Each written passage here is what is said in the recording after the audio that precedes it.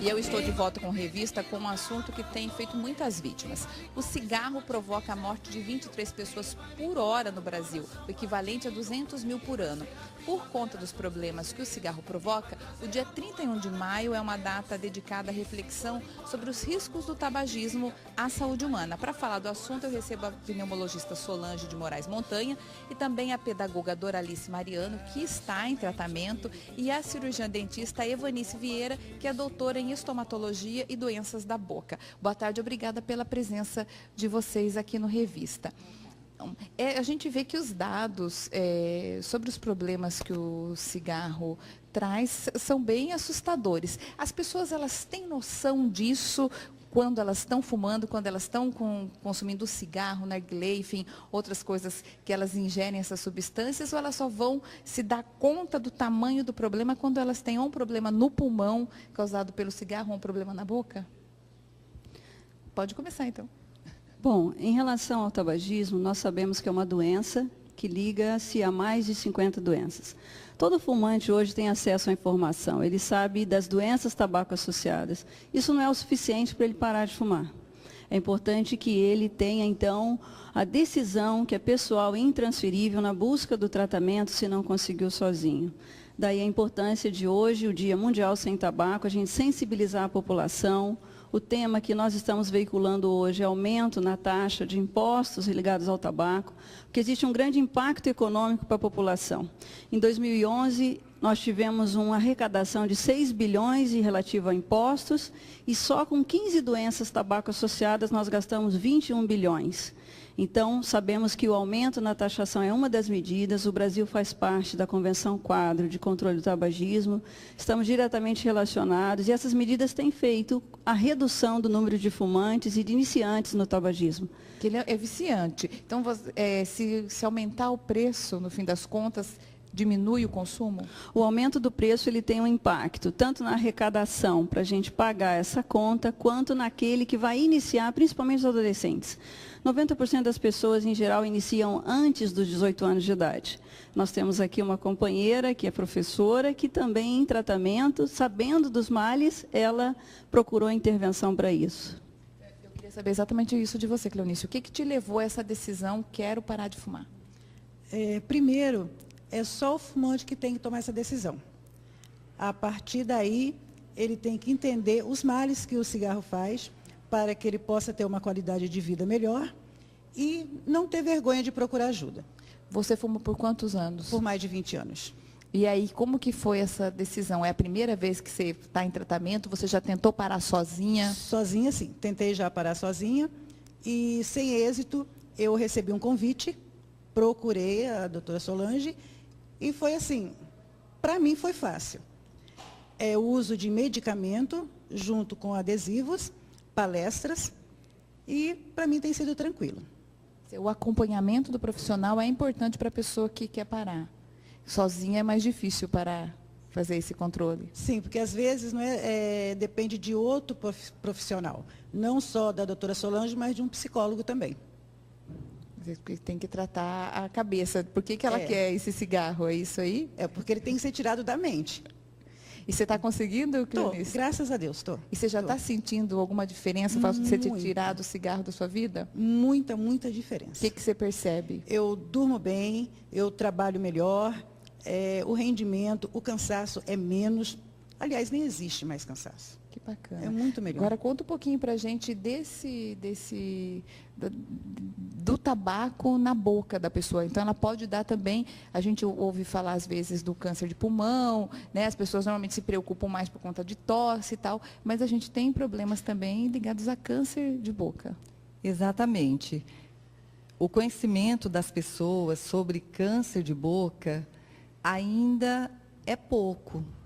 Dentro da universidade, nós temos trabalhado com os nossos alunos para que eles realmente passem essa informação para a população, e quando nós vamos a campo trabalhar com a prevenção e combate ao câncer de boca, a gente realmente identifica que muitos desconhecem que o câncer de boca existe e que o principal vilão também é o cigarro. E Quais que seriam os primeiros sintomas de um câncer de boca? Como você falou, as pessoas desconhecem e, de repente, elas são submetidas a alguns exames, que volta e meia, né, tem, enfim, campanhas, exames gratuitos, e aí a pessoa vai e se submete ao exame e, de repente, ela descobre. E, assim, o que caracteriza que num exame simples pode ser detectado? Então, importante que a pessoa faça o autoexame. Autoexame é olhar de frente para o espelho e procurar na boca alguma alteração, seja de cor, de tamanho ou presença de ferida. Então, assim, úlcera, ferida, que não cicatriza no período de 15, 20 dias, é importante que essa pessoa procure um profissional habilitado, o dentista ou mesmo o médico, para que possa investigar, para ver se aquilo é apenas uma afta ou se já é um câncer de boca em uma fase inicial. Então, se a pessoa tem uma afta que está ali há muitos dias e não sai, e ela, eu estou com uma afta, ela tem que procurar um dentista, um médico, enfim, tem que procurar ajuda profissional. Isso mesmo, principalmente quem é fumante. Então, importante que, às vezes, o câncer, ele pode até se manifestar clinicamente na boca como uma lesão esbranquiçada, avermelhada. Então, pessoas que fumam, principalmente fumantes, mas pode ser qualquer pessoa, que identifica na boca uma lesão de cor esbranquiçada ou avermelhada, deve ser investigado, porque isto, a nível microscópico, pode ser um câncer em uma fase bem inicial, o que garante o tratamento, no caso, ou pode ser uma lesão que está caminhando para um câncer, podemos assim dizer. Então, quer dizer, tem que ficar atento para tentar prevenir, enfim, e conseguir curar essa ferida, mas aí o tratamento também é parar com o cigarro. Sim. Não dá para continuar alimentando aquela feridinha ali, né? Parar com cigarro, mesmo que aquela feridinha não seja o câncer, não garante que ele não vá ter o câncer futuramente, né? Porque o câncer, ele surge quando a pessoa tem uma predisposição genética, que isso nós temos, associada a um fator ambiental, que no caso é o cigarro. Então, essa é a importância do diagnóstico precoce, do acompanhamento. Parou de fumar, mesmo não tendo a doença, ele deve fazer o acompanhamento, porque reduz a chance de não ter o câncer, mas não impede totalmente. Solange, você estava falando dessa questão da taxação, principalmente por conta dos jovens, que acaba sendo um produto relativamente barato e as pessoas, enfim, começam a fumar para fazer parte de um grupo, para se integrarem, enfim. E a gente tem hoje também o narguilé, né? Virou moda, já apareceu em novelas, e a gente vê grupos mesmo consumindo. Eu acho que além do problema para o pulmão e para a boca, todo mundo naquela mesma biqueira, aquilo ainda deve trazer outros problemas também, e ele equivale a 100 cigarros de uma vez só. É importante que se diga que não há tabaco light, seja narguilé, cigarro de palha, cachimbo, charuto, tabaco industrializado. Então, uma sessão de 1 hora de narguilé equivale a 100 cigarros, 5 maços de cigarro. Então, é vendido, é feito em eventos sociais, a utilização, além do tabagismo, com todas as suas doenças que ali estão veiculadas, a tuberculose sendo transmitida por via oral, hepatites virais. Então, é muito importante que nesses dias a gente possa, os jovens são para a indústria do tabaco consumidores. E a indústria, então, lança mão de novos produtos, de aditivos no tabagismo para diminuir. É importante que se diga que o tabagismo, hoje, mata muito mais do que antes. Os tumores que nós estamos falando aqui são grande causa de óbito e de morbimortalidade. A gente não tinha esse dado anteriormente. O que ocorre é a genética associada.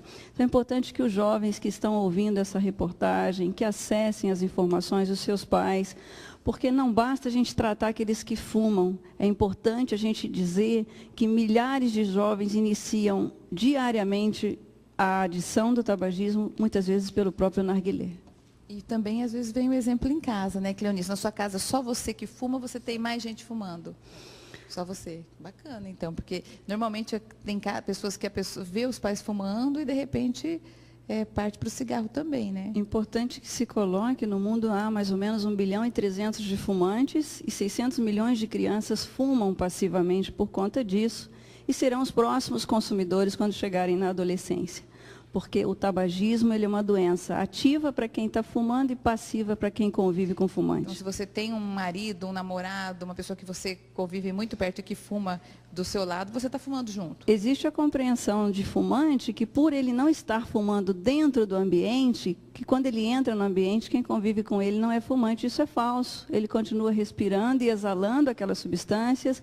Portanto, as crianças que convivem com fumantes têm muito mais frequentemente doenças respiratórias. Cônjuges e outras pessoas convivendo com fumantes também terão as doenças tabaco associadas. Eu quero chamar a atenção também da população de que o narguilé, cigarro de palha, cachimbo, charuto, todos estes também têm potencial, capacidade para fazer com que surja o câncer de boca. São viciantes e trazem todos os problemas que um cigarro, que normalmente é o mais lembrado, um cigarro comum traz. Amanhã nós teremos no Parque Mãe Bonifácio uma ação que se chama Caminhada Ecológica, porque hoje é Dia Mundial Sem Tabaco e essa semana nós teremos o Dia Mundial do Meio Ambiente. Então, teremos um pulmão gigante para visitação durante todo o dia. A população de Cuiabá e os visitantes podem ir até o Parque Mãe Bonifácio, que nós sabemos claramente que a prevenção é muito importante.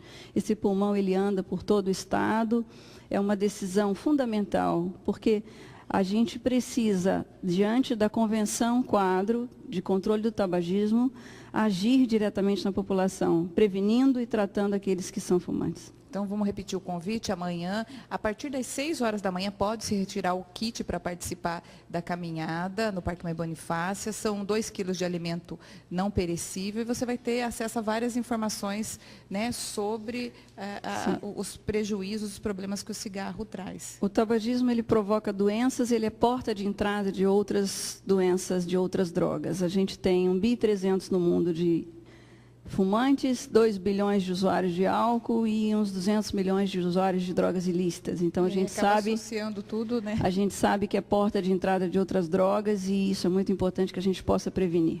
Cleonice, para a gente encerrar, eu queria que você recomenda que as pessoas que fumam e pensam, né, eu quero parar ou não pensam, mas tem filho por perto, que elas procurem especialistas, que elas procurem tratamento e repense esse vício? Para quem não consegue fazer e não consegue parar sozinho, é recomendável, sim, a ajuda de um profissional. É fundamental. Da mesma forma que eu aceitei o convite, que outras pessoas também recebam o convite. E você pensa em algum momento que você já devia ter aceitado esse convite há alguns anos atrás? Né? Já, poderia sim. Bacana. Então, eu agradeço muito a presença de vocês aqui no Revista. Obrigada pelo trabalho que vocês estão fazendo aí.